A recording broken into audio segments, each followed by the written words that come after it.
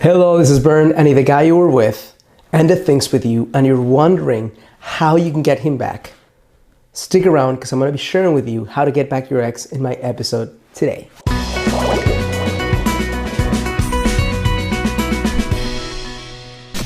Hello, this is Bern. Welcome to yourgreatlifetv.com. Today's another episode of Ask Bern, where any of you amazing, beautiful women get to ask me a question on understanding men, how to create the relationship of your dreams, and anything in between.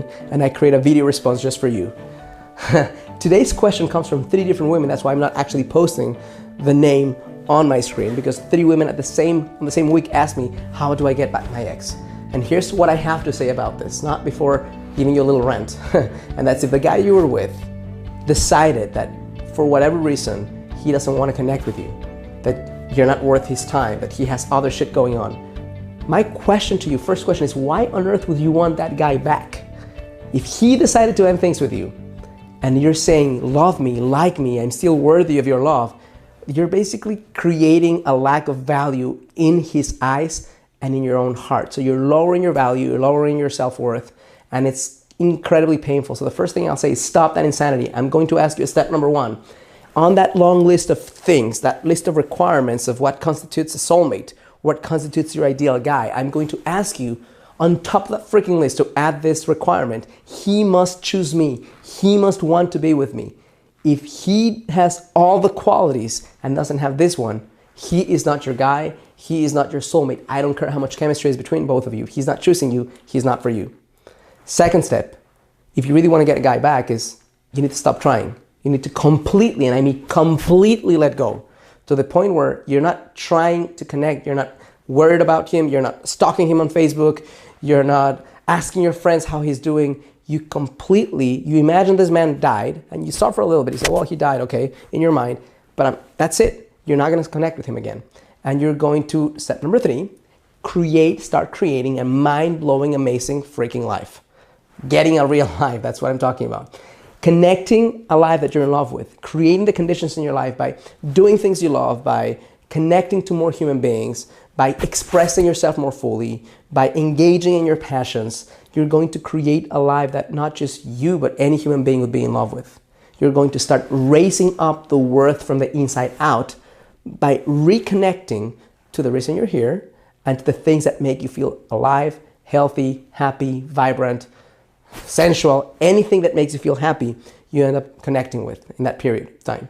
Number 4, you're going to, and this is the most crucial step in this process, without this step, this shit will not work. Step number 4 is you need to set very strong boundaries with this guy and get real distance between both of you. This is why, because the guy right now is having the best of both worlds. He doesn't have you, but whenever he connects with you, you're there for him.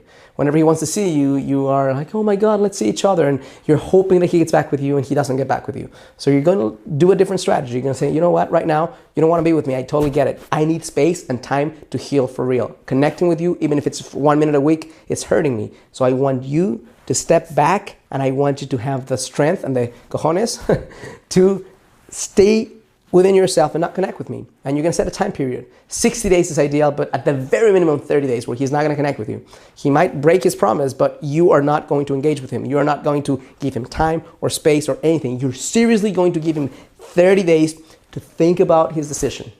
And here's why it's so important, because if you break your promise in the middle of the whole thing, he doesn't yet hasn't endured a long enough time to really miss you.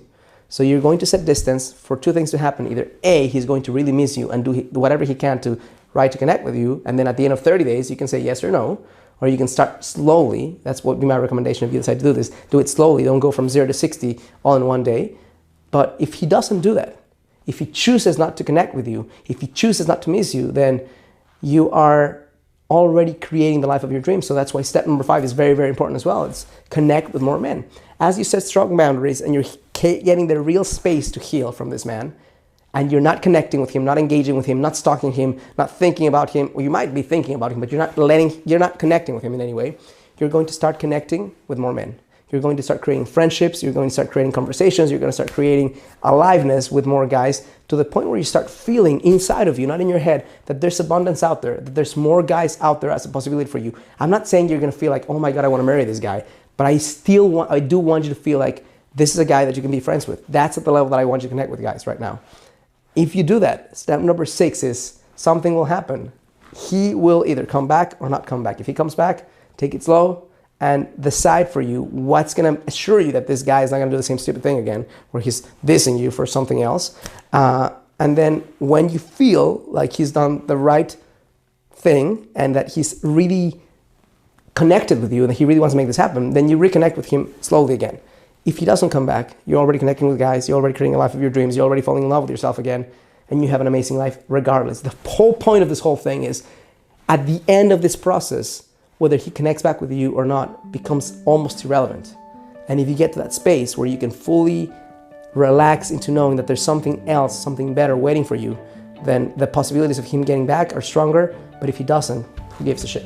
Okay? If you think this is powerful, if you think this is helpful, I'm going to ask you to do 3 things. Number 1, click like on this video. Number 2, subscribe to my channel. Number 3, on the description box of this video or on the corner here of your screen, you're going to see a link that allows you to connect to my live webinar that's going to guide you. It's a free webinar that's going to guide you through the 3-step process on how to find your soulmate in 90 days or less. It's super powerful and it's free. If you have any questions for me, write a comment on this video or any of my other videos, and I promise to either respond to you personally or create a video just for you. Thank you so much for connecting with me. As always, I challenge you to live a full and a conscious life.